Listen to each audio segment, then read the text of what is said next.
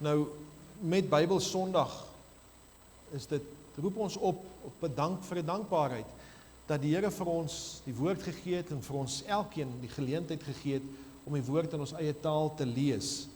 Dit roep ons op tot 'n betrokkenheid in die woordverspreiding, want dis nie net die predikant nie, maar is elke een, want die opdrag is vir elke een gegee, gaan dan heen en maak disippels van al die nasies. Dis nie net vir een persoon om dit te doen nie.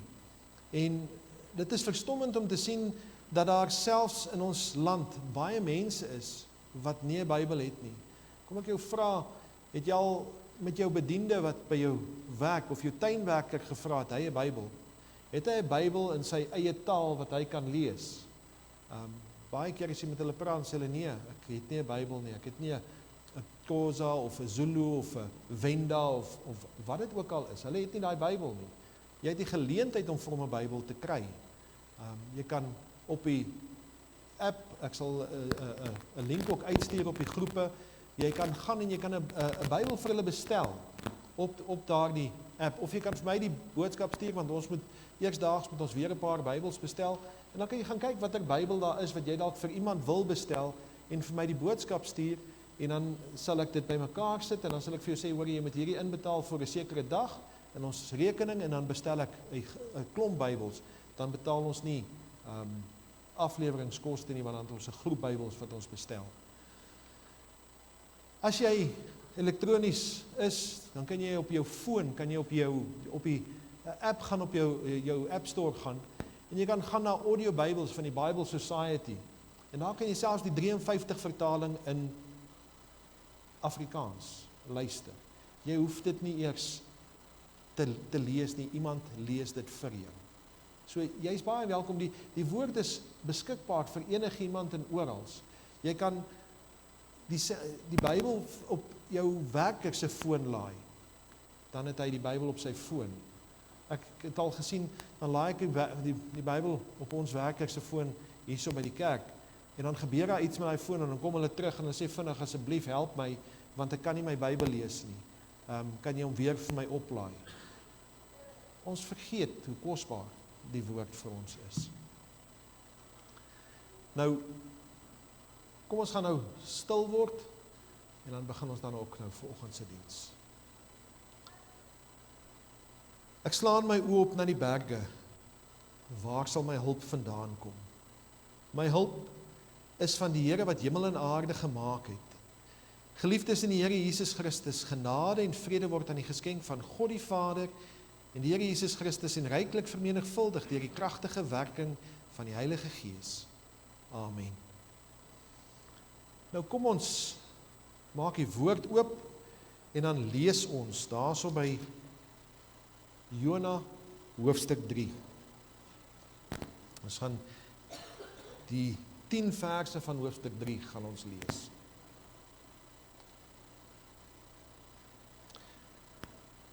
En die woord van die Here het vir die tweede maal tot Jona gekom en gesê, maak jou klaar, gaan heen na die groot stad Ninive en verkondig daar die boodskap wat ek jou sal sê. Toe maak Jona hom klaar en gaan na Ninive volgens die woord van die Here. En Ninive was 'n onsaglike groot stad, 3 dagreise te voet. En Jona het begin met 1 dagreis ver die stad in te gaan en het gepreek en gesê, nog 40 dae, dan word Ninive verwoes. Nog 40 dae, dan word Ninive verwoes.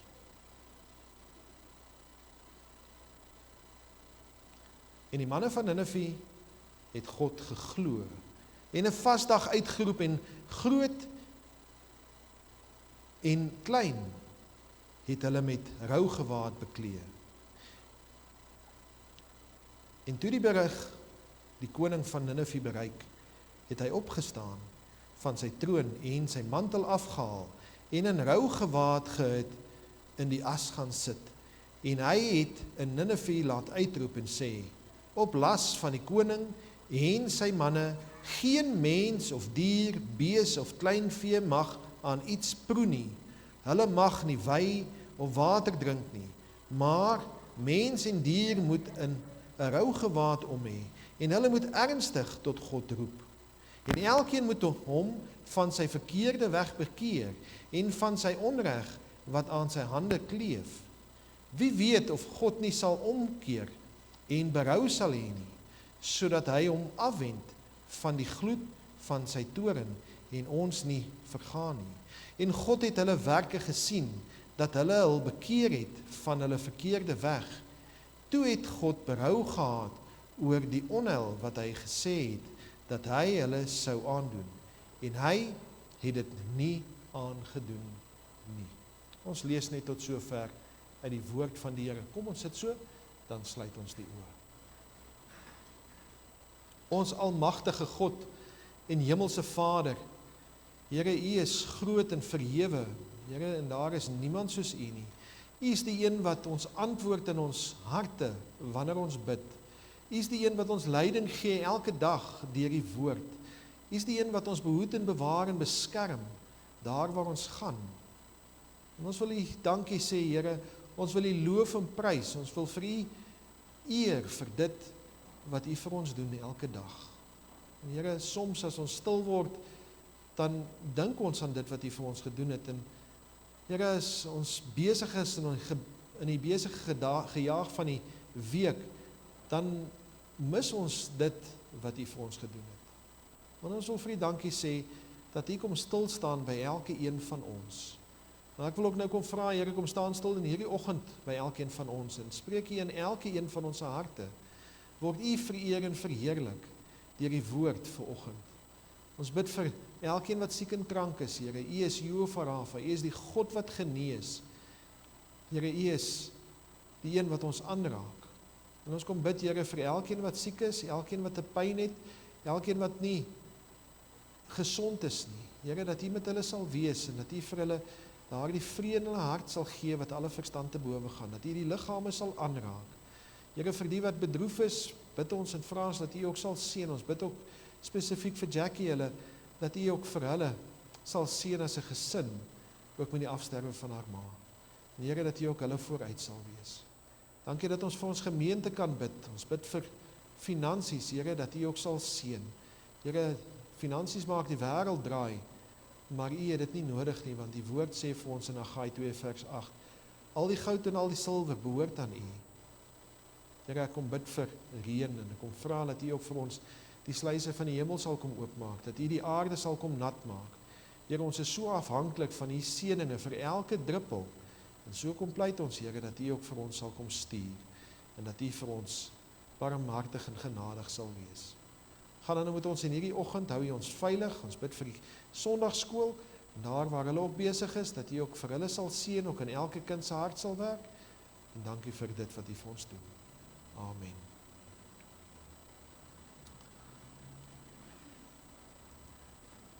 Nou, ons teks van oordenking vind ons daarso in vers 1 en 2 wat sê, en die woord van die Here het vir 'n tweede maal tot Jona gekom en gesê, maak jou klaar, gaan heen na die groot stad, Ninive, en verkondig daar die boodskap wat ek jou sal sê. En ek wil vanoggend met u praat oor die woord wat bekeer. Die woord wat bekeer. Nou, as ons net eers kyk na die agtergrond van die boek van Jona, dan kry Jona opdrag om die woord na die Assiriërs te vat en aan hulle die woord te gaan verkondig. Nou, die Assiriërs was vanaf 883 voor Christus die magtigste stad in die wêreld gewees. Hulle was die magtigste stad gewees en hulle het geregeer tot so 722 na Christus. Hulle het die 10 stamme van Israel, van Samaria het hulle weggevoer en later het Babylon gekom en vir Juda weggevoer. Nou, as ons daar op die kaart net so vinnig kyk, waar is Ninive? Hy is daar heel bo regs, hy is so 680 kilometer van Israel af. So dis nie net 'n dagreis ver gewees nie, dis 'n hele ver end gewees. Dan kry ons vir Tarsis daar so bo, en sommige mense meen dat daar die Tarsis wat daar is nie die Tarsis waarheen Jona gevlug het nie, daar's 'n Tarsus aan die onderkant van Afrika, in Italië, aan Italië se kant, nie Afrika nie, Italië se kant, dat hy half daai kant toe sou gegaan het, en nie na die boonste ene toe nie, maar hoe dit ook al sê, hy kon met die land kameel gevat het, en hy kon Ninive toe gegaan het, soos die Here hom gestuur het. Maar hy het op 'n skip geklim, en hy het Tarsus toe gegaan. En hy het gekies, ek wil nie gaan daar waar die Here gegaan het nie. Nou weet ons, die Here het 'n storm gestuur, en hy is in die see gegooi, en 'n vis het hom ingesluk, en die vis het hom uitgespoeg op droë grond. En dis dan ook vandaar waar hierdie hoofstuk begin. En die Here het vir 'n tweede maal na hom toe gekom en gesê, gaan nou waar ek vir jou wil hê, en gaan doen nou wat ek wil hê jy moet gaan doen. Jona se boodskap aan Ninive word in een enkele vers saamgevat, en ek het hom vanoggend 2 keer gelees, daar so in vers 4, en hy sê, nog 40 dae, dan word Ninive verwoes. Sy woorde was nie mooi woorde, mooi sinnetjies, ag, wil jy nie asseblief kerk toe kom nie, wil jy nie asseblief jou Bybel lees nie, eenvoudig, jy het 40 dae en jy sterf, klaar. En dit was die boodskap gewees. Dit was die boodskap wat hy hulle van hulle gaan gee het. Die boek Jona is meer as net 'n verhaal van 'n man en 'n groot vis in die volksmond. Want ons ken dit maar, dis mos 'n het die vis vir Jona ingesluk of het hy nie vir Jona ingesluk nie? Is dit 'n mite of is dit nie 'n mite nie? Nou hierdie verhaal wat werklik gebeur het en hy's werklik ingesluk, is 'n verhaal van 'n profeet se roeping. Sy ongehoorsaamheid en sy poging om hierdie roeping nie te volg nie, maar ook die van 'n wyse waarop die Here hom laat weet dat hy moet omdraai en hy moet die regte ding gaan doen. Hy gee hom 'n tweede kans. Hy gee hom 'n tweede keer om die regte ding te gaan doen. Die verhaal van Jona is dan ook 'n verhaal van God se oneindige genade. Alhoewel Jona gesondig het en gesê het, ek gaan nie, het die Here hom nog steeds genade bewys en die geleentheid gegee om reg te maak. Niemand het volgens Jona die Here se genade minder verdien as die Assiriërs nie. Want as ons dink aan die Assiriërs, het die Assiriërs Israel weggevoer in ballingskap. 100 jaar nadat hy gepreek het. Die Here het vir hom heel moontlik hierdie dinge gewys, en weet, as jy na die wêreld kyk en jy sien wat vandag in ons wêreld aangaan, en jy sien watter kant toe gaan die politiek en al die goeters, dan het jy soort van 'n prentjie en jy weet, hoor jy, as daai ding gebeur, dan gaan dit moeilikheid wees, of as hierdie ding gebeur. Nou Jona was in dieselfde tyd gewees, en hy het gesien hierdie Assiriërs is besig om land na land in te neem. En nou moet hy sê, dis net, en hy het geweet, dis net 'n kwessie van tyd voor hulle Israel inneem. En nou moet hy na hulle toe gaan, en hy moet vir hulle gaan sê, bekeer julle self, en die Here sal julle spaar. En hy wou nie. Daarom het hy op 'n skip geklim en 'n ander pad gegaan. En so half van, ek gaan nie vir jou sê wat is reg om te doen nie, die Here gaan vir jou straf in elk geval. Ek gaan net my mond hou, dan kan jy maar jou verdiende loon kry. En dis nie wat die Here ons voor geroep het nie. Die Here het ons geroep om die woord aan almal te gaan verkondig. En ek dink dis hoekom die Here hom 'n tweede kans gegee het, en omdat die Here hom ook geroep het en gesê het, jy moet gaan. Hy gaan verkondig die woord aan die Assiriërs, en hulle kom tot bekering. En as jy jou Bybel gaan lees, dan kom jy agter 100 jaar later, het daai selfde bekeerlinge se kleinkinders heeltemal van die pad afgeval, en die 10 stamme kom inneem. Jona wou nie hê dat hy soontoe moes gaan en hulle moes gered word nie. Hy wou dit vermy het. En uiteindelik het hy egter gehoorsaam en in die strate van Ninive gaan preek. En nou kan jy verstaan, hoekom is sy preek so kort? As ons dit eintlik baie kras stel, dan sê hy net, julle almal gaan vrek. Julle almal gaan vrek. 40 dae en julle almal gaan vrek. As mens dit kras stel, dis eintlik wat hy sou gesê het. Hy het ingestap en hy het dit gesê. Dit was die taak van Jona om hierdie woord te gaan gee. Hy moes God se boodskap aan hierdie magtigste moondheid van die tyd, moes hy dit gaan verkondig het. En hulle was ook Israel se mees gevreesde vyande gewees. Nou gestel dat die Here vir ons sou sê om die evangelie aan so gewelddadige gemeenskap te gaan verkondig. Wat sal jou reaksie wees?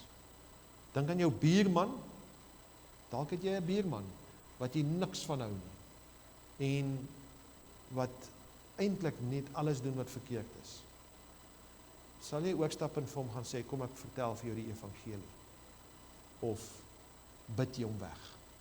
Hy moet net gaan, hy moet nie meer daar wees nie. Wat doen jy? Nineve was 'n ontsaglike groot stad gewees, waarin al hierdie dinge gebeur het.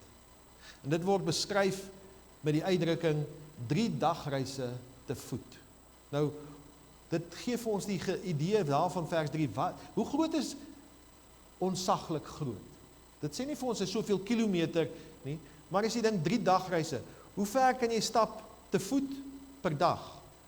En die mense sal vir jou sê, min of meer, kom ons sê so 25 kilometer, dan het jy 'n gemaklike stap en jy kan gaan doen wat jy moet gaan doen. 'n Dagreis ver, 25 kilometer. Nou, dink 'n bietjie daaraan, is van hier af tot in Carletonville. Min of meer, 25 kilometer, 'n dagreis ver. Dink aan 3 dagreise ver, 3 keer so ver. So groot was hierdie stad gewees. Wie aan Nineve dink, moenie klein dink nie, ons moet groot dink, want hierdie boodskap was 'n groot boodskap. Hierdie bekering wat hier plaasgevind het, was 'n groot bekering gewees. En daarom is die reaksie van hierdie inwoners en die owerheid so groot op sy preek gewees. Op hierdie 5 Hebreëse woorde. Nou ons sal verbaas wees as ons sien hoeveel mense luister as ons maar net bereid is om te praat. As jy net bereid is om die Here se woord te verkondig, waar jy ook al is, om te getuig wat die Here vir jou gedoen het, dan word mense sommer stil en hulle staan en hulle luister en hulle hoor wat aangaan en dan staan hulle op en hulle gaan somtyds gaan vat hulle die Bybel en gaan lees, of hulle word oortuig net dat jy vir hulle vertel wat het die Here vir jou gedoen. Jy het stil geword, jy het die Here se aangesig gaan soek. Jy het gebid vir reën en die Here het reën gestuur. Jy het gebid vir die Here se beskerming en die Here het beskerming gestuur. Jy het gebid vir 'n baba en die Here het vir jou 'n baba gestuur. Waarvoor jy ook al bid, jy getuig daarvan en ander mense luister. Waar mense berou het oor hulle sondes en tot inkeer kom as gevolg van die boodskap wat jy net terloops verkondig het. Ons leef in 'n gewelddadige wêreld waarin geweld algemeen voorkom. Kyk maar na die gebeure in die koerant. Ons het nou nie meer 'n koerant nie, maar nou lees jy dit op jou tablet en al die elektroniese platforms. Ons gevangenis is oorvol. En as jy met iemand praat wat in die gevangenis was, dan sal hy vir jou sê, moet net nie daar uitkom nie. Dinge soos kindermishandeling, pornografie, moord, anargie, terrorisme is aan die orde van die dag. Geweld, haat. En hoe meer ons van hierdie dinge hoor en sien, hoe meer besef ons dat dit noodsaaklik is dat God intree en dat sy woord in mense se harte spreek. Ons mag dalk selfs vind dat ons in ons harte wens dat die plegers van geweld vir hulle dade moet boet, op watter wyse ook al. Want daar is immers geen salf aan meer te smeer nie. Daai ou kan nie meer gered word nie. Dis onmoontlik. Ons moet bid vir diegene wat op die oog af die verste van die koninkryk van God is. Ons moet leer uit die verhaal van hierdie profeet, van hierdie ongehoorsame profeet, en besluit om aan God meer gehoorsaam te wees as aan mense. As ons hierdie verhaal lees, kan ons die volle spektrum van God se liefde en sy genade in elke faset van ons lewe, kan ons dit sien, en ek gaan probeer om dit vir u te verduidelik, dat ons by 'n punt uitkom. Hy wil graag hê sy genade aan elkeen van ons betoon. Hy wil hê dat elkeen van ons moet besef wie en wat hy is. Die evangelie is immers vir almal. Niemand is uitgesluit nie. Nou kom ons kyk na hierdie gedagte vandag. In die eerste plek sien ons, die woord is verkondig aan almal. Die woord is verkondig. Nog 40 dae, dan word Ninive verwoes. En soos ek gesê het, Jona moes 'n verskriklike gesig gewees het. Hy word uitgespoeg uit 'n visse maag uit. Ek dink wat het daai visse maagsappe aan sy liggaam, aan sy vel en so aan gedoen. Ek kan myself net 'n beeld voorstel van hierdie ou wat loop en almal wat hom sien, skrik hulle half dood van net hoe hy lyk. En nou kom hy en hy preek en hy sê, julle almal gaan sterf. Julle almal gaan sterf. En hy doen dit vir 3 dae, soos wat hy in hierdie stad instap. Die getal 40 is meer bekend in die Ou Testament. Sien, Genesis 7 vers 14 lees ons dat die sondvloed was 40 dae. Dit het vir 40 dae gereën, dag en nag.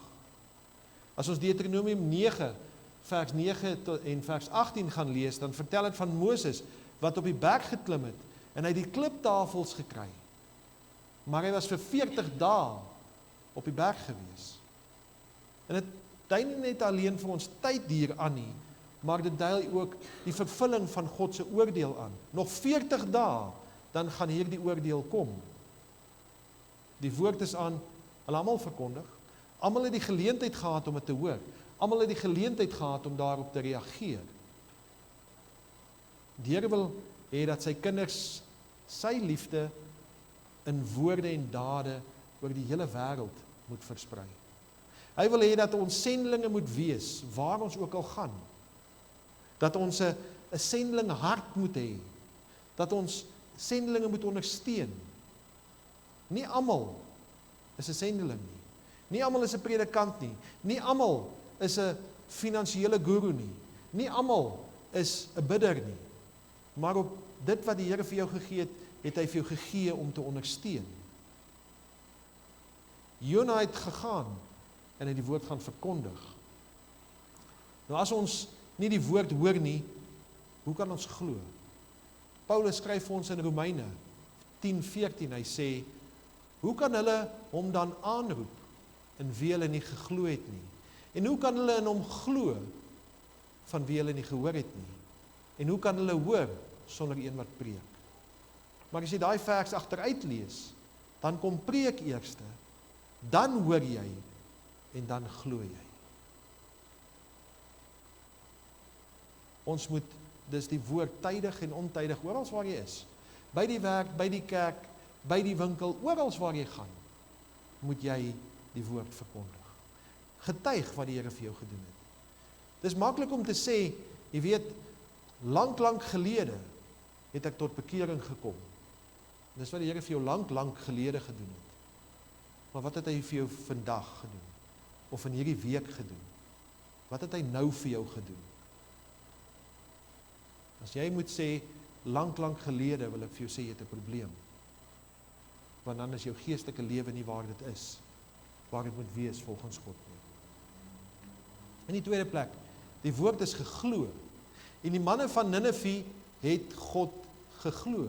Hy het eendag ingestap, en die manne van wie hy begin preek het dit geglo. En hulle het gegaan, hulle het hierdie woord gevat, tot by die koning. God se boodskap van liefde en vergifnis was nie net vir die Jode gewees nie, maar dis vir almal, vir elke ene. Die Assiriërs het dit nie verdien nie, maar God het dit nog steeds na hulle gestuur om hulle te red. Die Here tree met oneindige geduld in ons lewe, tree hy in. En as jy dink in jou eie lewe, hoeveel keer het die Here al by jou kom staan, het hy al by jou deur kom staan en kom klop aan daai deur? En hoeveel keer het jy geweier om daai deur oop te maak? Die Here se genade is oneindig. Maar daar kom 'n dag waar die Here sê, nou het ek genoeg gepraat. Hulle het geglo. Hulle het Jona op sy woord gevat, want Jona die waarheid vertel. Hebreërs 11:1. Geloof dan is 'n vaste vertroue op die dinge wat ons hoop, 'n bewys van die dinge wat ons nie sien nie. Hulle het gehoor oor 40 dae.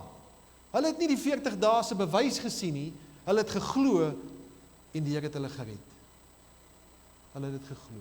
Hulle het nie geweet wat gaan oor 40 dae kom nie. Hulle het net geweet hulle gaan verwoes word. Maar op die woord van 40 dae het hulle tot bekering gekom.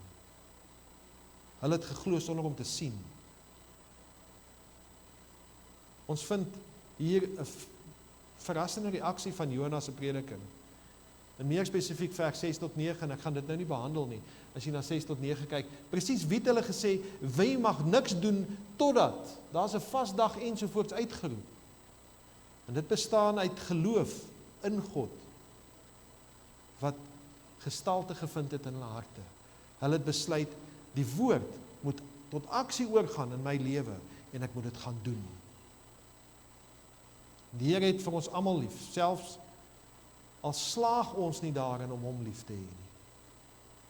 Hy het alle mense lief, en dit sluit alle nasies in, ander rasse, agtergronde en geloofsoortuigings.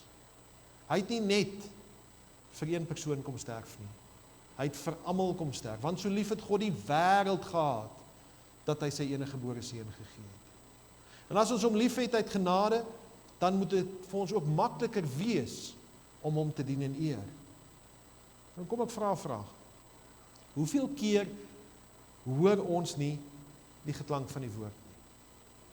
Hoeveel keer sal dit neem om ons tot insig te bring in die woord van God, sodat jy kan sien dat jy nie alleen is nie? Hoeveel keer het jy al in 'n gemeente gesit of 'n boodskap oor die radio geluister of jou Bybel gelees?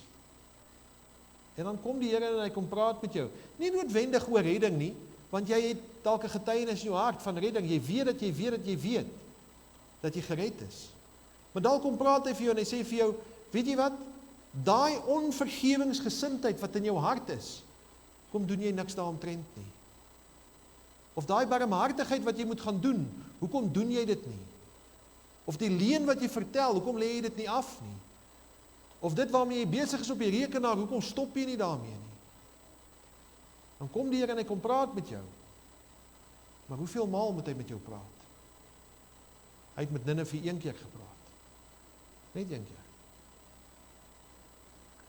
Jy sien, die woord laat reageer. As jy nie reageer nie, is daar 'n teenreaksie teen jou.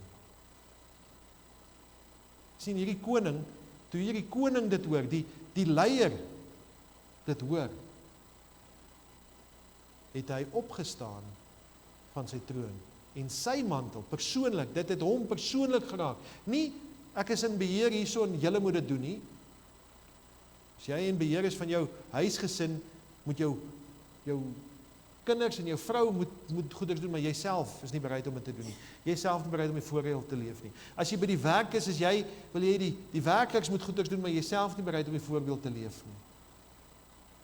Hy het opgestaan, hy het 'n rougewaad aangetrek.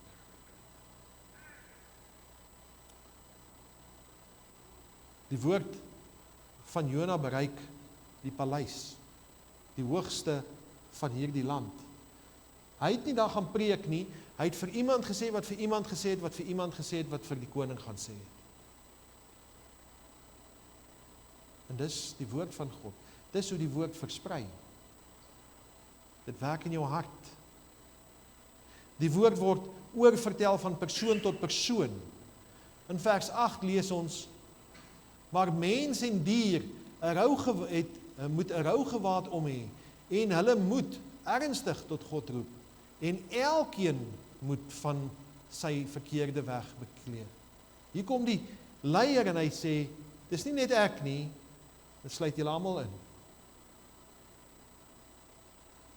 Hy toon sy eie berou.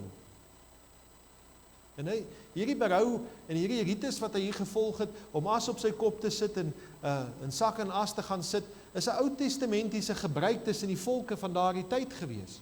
As Ek gaan vir julle 2 voorbeelde daarvan gee. In 2 Konings 6 vers 30 lees ons, en toe die koning die woorde van die vrou hoor, skeer hy sy klere, terwyl hy op die muur verder loop, en die mens het gesien hoe daar 'n roukleed onder sy liggaam was. Ons lees in 2 Konings 20 vers 3 van Josafat. Josafat het bevrees geword en sy aangesig daarop gerig om die Here te soek, en hy het oor die hele Judea 'n vasdag uitgeroep. Jy sien, hierdie gebruike wat in Ninive gebeur het, was 'n gebruik in daardie tyd gewees. Hulle het dalk 'n vasdag uitgeroep vir hulle afgode, maar op hierdie dag wat Jonah daar gepreek het hulle nie 'n vasdag vir hulle afgode uitgeroep nie. Hulle het 'n vasdag uitgeroep en gesê, gaan soek die God wat hemel en aarde geskape het, wat mag het om jou in die hel te gooi. Die koning verruil sy koninklike klere vir sak en as. Hierdie was 'n radikale besluit gewees, dat hy sê selfs die diere mag niks eet nie. Het jy al so 'n radikale besluit in jou lewe gehad, as die Here met jou gepraat het, en vir jou gesê het, lê af hierdie ding waarmee jy besig is? Het jy al so 'n radikale besluit gehad? Weet ek het, nou die dag het ek 'n vriend in Westdene, het ek begrawe, en ek het by hom gaan staan, hy was alkoholist gewees. En ek het hom eendag by hom gaan staan, en hy het sy seun gekry in die garage, waar hy hom opgehang het. En hy het hom afgehaal daarso, en hy het heeltemal verval, en hy het nie geglo in God nie. Hy het die Here daar gehou, en hy het 'n volslae alkoholist geword. En ek het by hom gaan staan die eendag, en ek het met hom gepraat, en gesê, as jy hulp wil hê, daar is hulp vir jou, maar jy moet dit kies. En hy het nog niks daaromtrent gedoen nie. En hy gaan drink toe, slaap hulle, en die dokters het gesê, gelyk staan aan omtrent 500 uur, se slaap hulle. En hy val in 'n koma. En gelukkig is daar 'n ander kerkraadslid, en hy net voor hy in 'n koma val, bel hy die ou, en hy sê, jy weet, ek wil jou nou groet, en ek het nou iets verkeerd gedoen, en ek kan nou nie omdraai nie. En hy gaan haal hom by sy huis, en hy vat hom hospitaal toe, en hulle haal hom deur by die hospitaal, en ek staan langs sy bed in die hospitaal, en hy sê, ek is nou so skaam, omdat jy hier langs my moet staan, Dominee. Vergewe my asseblief. Ek sê, jy moet nie vir my vergifnis vra nie. Jy moet met God gaan praat. En ek sê weer vir jou, en ek nooi hom weer 'n keer, vir 'n tweede maal, as jy 'n probleem het, kom praat met my, ek sal jou help. So 2 weke later kom sien hy my, hy sê, Dominee, jy moet my help. Hierdie was seker omtrent 10 jaar terug gewees. En ek werk met hom die woord deur, en hy kom waarlik tot bekering, en hy los sy drank. En hy bel my van daar af elke jaar. Elke jaar, dan sê hy, Dominee, dis nou 1 jaar. Dan bel hy die volgende jaar en sê, Dominee, dis nou 2 jaar. Want hy is 'n tergees gewees. Dan bel hy die 3de jaar, en dan, Dominee, dis nou 3 jaar. Hy het nooit weer gedrink nie. Nooit ooit weer nie. Want hy het sy identiteit in Christus besef, wie hy is. Die Here het met hom gepraat. Die Here het vir hom 'n tweede kans gegee. Hoeveel kansse gaan die Here vir jou gee, voordat jy luister, as hy met jou praat?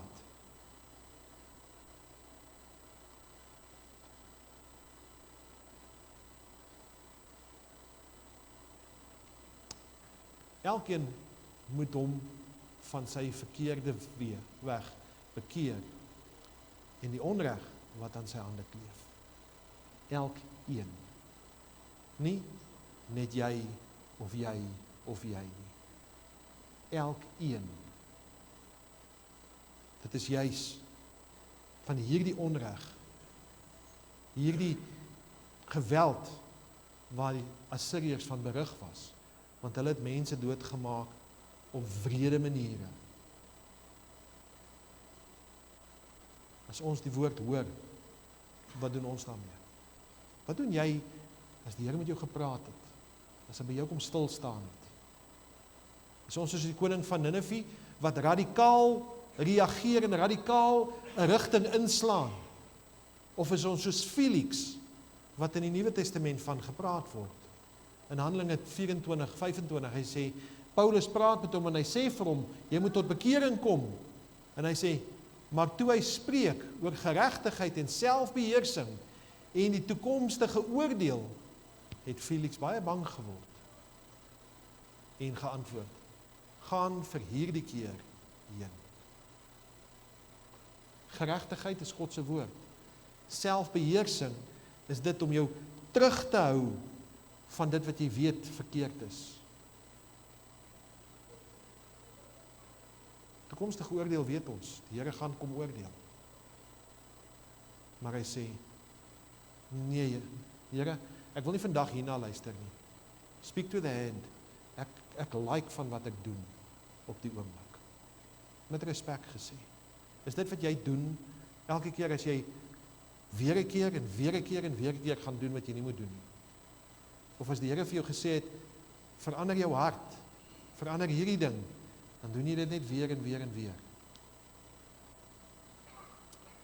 Ons kry 'n beskrywing van die woord in Hebreërs 4 vers 2. En hy sê, want die woord van God is lewend en kragtig en skerper as enige tweesnydende swaard en dring deur tot die skeiding van siel en gees en gewrig en murg en is 'n beoordelaar van die oorlegging en die gedagtes van die hart. Dis 'n groot sin met baie goeders wat daarin is. Wie van julle het al skaapbout gaar gemaak? En dan kom jy by daai nakkel wat so sit. Het jy al daai nakkel probeer breek, daai been probeer vat en hom net so probeer breek? En jy gaan dit nie sommer reg kry nie. Want daar in die middel is daar 'n seëning wat so tussen die twee nakkels vashou. En jy het 'n skerp mes nodig, 'n sterk mes nodig om daar in te druk, om daai seëning net te sny. En as jy daai seëning gesny het, dan kan jy hom breek. En dis die gedagte van hierdie vers. Hy dring in tussen siel en gees, tussen gewrig en murg. Vir die woord van God is daar niks onbereikbaar nie. Jy mag dalk hier sit en ek weet nie wat is jy mee besig nie. Ek het geen idee wat is jou probleem in jou lewe nie. Maar die Here weet. En dis waarmee hy nou met jou praat. En hy vra vir jou, wanneer gaan jy klaar kry met daardie dinge? Hy praat in jou hart. Hy weet waarmee jy besig is. Ek hoef dit nie aan 'n klok te hang nie. Jy sien, ons hang baie goeders aan 'n klok. Ons sê, jy mag nie rook nie, jy mag nie drink nie, jy mag nie steel nie, jy mag nie hoereer nie. Want as jy nie een van daai goeders doen nie, dan is jy alright. Die woord is baie wyd. Daar's baie goeders. As jy jou naaste te nakom, as jy nie God eer nie, dan is jy nie op die plek waar jy moet wees nie. Jy moet die Here God jou lief hê met jou hele hart, en jou hele siel en jou hele verstand, en jou naaste soos jouself.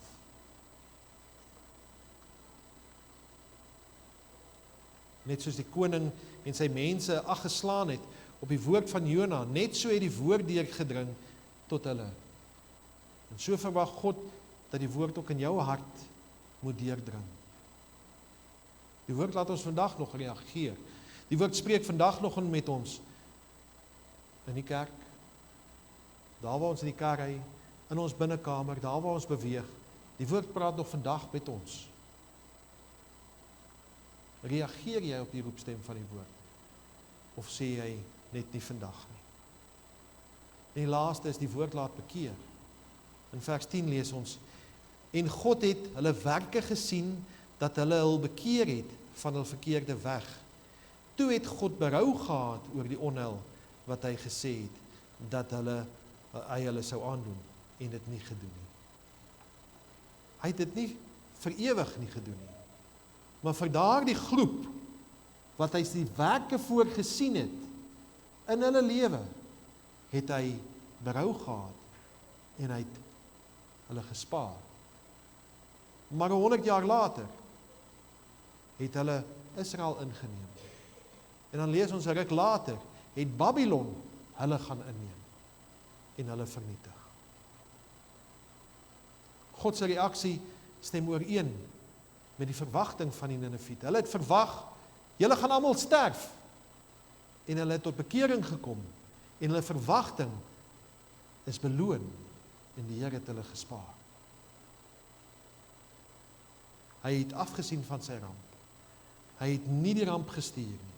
Nineve het ervaar wat Israel ervaar het in Exodus. Exodus 32:14. Toe het die Here berou en onheil oor gehad oor wat hy gesê het, wat hy sy volk sou aandoen. En die belofte wat hy in Jeremia gegee het. In een oomblik sal ek spreek oor die nasie en oor 'n koninkryk om die uit te ruk en om te gooi en te vernietig. Maar as die nasie waaroor ek gespreek het hulle bekeer van hulle boosheid, sal ek berou hê oor die onheil wat ek van plan was om hulle aan te doen. Dis die woord van die Here. By die Here is daar genade. Hoeveel genade daar is, weet ek nie. Hoe groot genade is ontsaglik groot, maar waar die einde van genade is, kan ek nie vir jou sê nie. Ek kan nie vir jou sê, wanneer gaan die Here die streepie trek nie. Nie een van ons kan hier sê. Daarom is dit so belangrik om seker te maak, jy ontvang die volle genade van God. God spaar hulle op grond van hulle bekering. Weet, God is soewerein. Hy het ons geskape, hy is magtig, hy kan maak net wat hy wil. Ons kan hom nie voorsê wat hy moet doen of nie moet doen nie. Hy is die een in beheer. Daar was 'n geweldige reaksie op sy woord. En die mense van Nineve het berou gehad. In Matteus 12:41 lees ons, die manne van Nineve sal in die oordeel opstaan saam met hierdie geslag en dit veroordeel, want hulle het op die prediking van Jona bekeer. En meer as Jona as hier, verwysend na Jesus wat daar was. Maar Jesus getuig dat hierdie ongelowige volk wat tot bekering gekom het, saam in die hemel sal wees. Die Nineviete het die woord geglo en reaksie daarop getoon. Die Here sal almal wat saam waarlik berou het, sal hy vergewe. Die Here misken nooit waarlike berou nie. Hy ken jou hart, hoe alle dinge.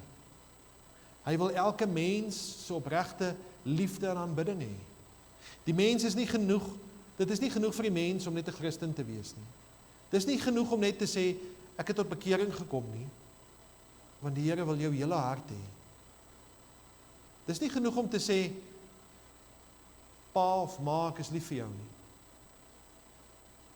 Wat gaan jou pa of jou ma vir jou sê? Proef dit. Wys dit. Want as jy dit nie wys nie, is jy nie regtig lief nie. Want jou mond en jou hart stem nie ooreen nie. Jesaja 1:8 sê, kom nou laat ons die saak uitmaak, sê die Here. Al was julle sonde soos skarlaken, dit sal wit word soos sneeu. Al was dit rooi soos purper, dit sal word soos wol. Johannes 1:9, as ons sondes bely, hy is getrou en regverdig om ons die sondes te vergewe en van sommige ongeregtigheid te reinig. Is dit reg? Is van alle ongeregtigheid. Nie net daai een ding nie. As jy hom gaan vra, dan red hy jou volkome. Nie net 'n bietjie nie. Hy vat alles weg. Dis soos my vriend in Westdene. Toe die Here hom red, toe staan hy op en hy weet dat hy weet. En hy vat sy verslawing weg. Hy gee hom vrede in sy hart, en dit wat hy gesien het met sy seun, en hy laat hom opstaan.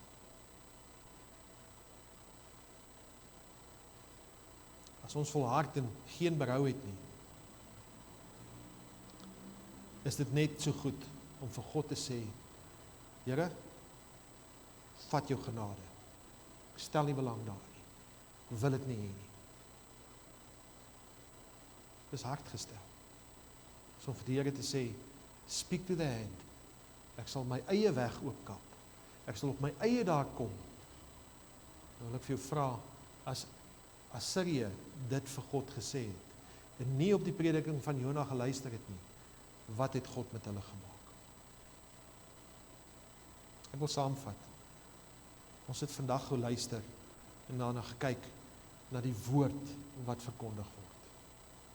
Tydig en ontydig, oral waar jy gaan. Ons het gesien dat ons in die woord moet glo, dat jy gered moet word, maar dat die woord ook in jou hart spreek en vir jou uitwys daar waar jy nie reg is nie, dit wat jy moet reg maak. Daar waar jy die Here se aangesig moet gaan soek. Daar waar jy moet handel op dit wat die Here vir jou gesê. Weet, want baie keer dan preek mense en mense sê net, kom tot bekering, kom tot bekering, kom tot bekering, kom tot bekering. Dis goed om tot bekering te kom. Dis goed om weergebore te wees. Maar dis die dade wat daaruit volg, wat bewys dat jy tot bekering gekom het. En dis daardie goeders wat jy weier om af te lê, wat jy in jou hart bære. En sê, Here, ek weier, ek gaan nie hierdie ding gee nie, ek gaan nie daai ding gee. Here, weet jy wat het hierdie persoon aan my gedoen? Weet jy wat het daardie ou aan my gedoen? En jy weier om dit te laat gaan. Dis net soveel sonde as om te gaan steel. Dis presies dieselfde. Of as om 'n leuen te gaan vertel. En ek dink dis erger, persoonlik, want jy is nie bereid om te verander dit wat die Here vir jou vra om te verander.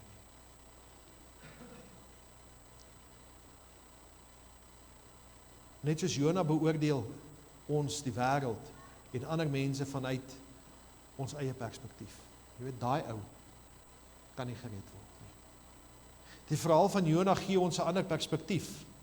As ons daaraan gaan dink, dan gee dit ons 'n God-perspektief. Hy is lief vir almal. Dit gee vir ons 'n evangelies perspektief. Almal het die geleentheid om gered te word. Almal het die geleentheid om herstel te word. Maak nie saak wat jy gedoen het nie. Dawid was 'n moordenaar gewees. Maar hy is 'n man na God se hart gewees. Want hy het berou in sy hart gehad. En hy het reggemaak voor God.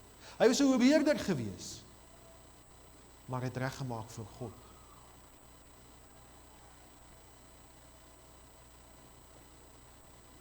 Vader is besorg oor alle mense.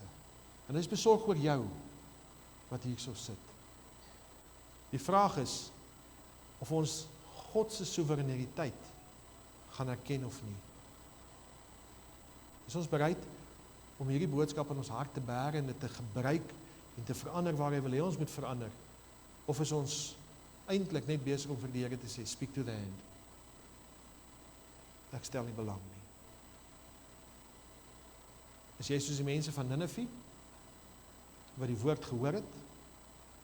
Of is jy soos die Israeliete, wat die boodskap gehoor het, en gehoor het, en gehoor het, en hoeveel keer gehoor het, en as jy gaan konings lees, dan sê hy, en die koning het gedoen wat goed is in die oë van die Here. Dan lees jy van die volgende 5, en hulle het gedoen wat sleg is in die oë van die Here, wat verkeerd is in die oë van die Here. En een het gedoen wat goed is in die oë van die Here, en die hoogtes afgeskaf, en die tempel herstel, en die volgende ene het gedoen wat verkeerd is in die oë van die Here, en hy het die afgode ingevoer, en hy het alles weer van vooraf laat begin. Totdat die Here gesê het, dis nou genoeg. Ek het nou klaar gepraat. God het sy seun vir ons gegee. En as jy nie handel op die woord nie, dan trap jy op sy bloed. En jy sê, dit wat hy vir jou aan die kruis gedoen het, het van geen waarde nie. Die Niniviete was 'n wrede volk gewees. Dink aan die boosheid wat hulle gedoen het. En God het vir hulle genade gegee. Ek weet nie wat se boosheid in jou hart is, of wat se boosheid jy gedoen het nie. Maar die Here het vir jou, persoonlik, het hy genade. En ek vra weer, is jy 'n Israeliet? Of is jy 'n Niniviet? En ek wil afsluit met 'n kort verhaal van wat Dr. Alexander White vertel het. Hy vertel van 'n man wat 'n droom gehad het. En hy sien hoe Jesus aan die kruis gegesel word. En hy stap na hierdie man toe en hom te keer en hy sê, in sy droom, en hy sê, wat maak jy, wat maak jy? En toe hy aan die man se skouer vat en die man draai om, toe sien hy dis hy self. Is dit jy? Weier jy om te doen dit wat die Here vir jou gesê het om te doen? En ek sê weer, dit is baie goed om gered te word. Want jy weet dat jy weet. Maar as jy praat van genade, van lang gelede het die Here vir my, dan het jy dalk jou hart toegemaak vir dit wat die Here vir jou wil sê. Want kom ons sit so, dan sluit ons die. Ons hemelse Vader, Here, U is die beoordeler van ons harte. Here, U sien diep daar binnekant en U weet dit wat ons weier om aan die lig te bring, dit wat ons weier om mee reg te maak, dit wat ons weier om voor U voete neer te lê. Here, ek kom pleit by U dat U aan elkeen van ons harte sal spreek. En Here, daar waar U vir ons 'n groot werk gedoen het, en waar daar 'n groot las van ons skouers afgeval het, Here, dat ons daarvan gaan getuig, en laat ons 'n stikkende wêreld daar buite kan oplig, en van U groot genade kan vertel. Here, ek wil U loof en prys vir die goedheid en die guns. Here, U is oneindig goed. U barmhartigheid en U genade is oneindig groot. Maar ons het geen idee tot waar dit strek nie. Tot hoe ver dit strek nie. Maar ons weet, Here, dat ons weet, dat as ons stil word en ons vra U om ons sondes te vergewe, is U die een wat in ons harte spreek. Nou bid ek en vra ek, Here, dat U ons die selfbeheersing sal gee. Dat as ons dit gevra het, dat U ons staande sal hou, om nie terug te val in daardie gewoontes nie, maar om U te eer en U te dien in alles wat ons doen, om te gaan vertel die groot en wonderbare dinge wat U vir ons gedoen het. Seën ons in hierdie week, en Here, spreek U ook in ons harte, bid dit in Jesus naam. Amen.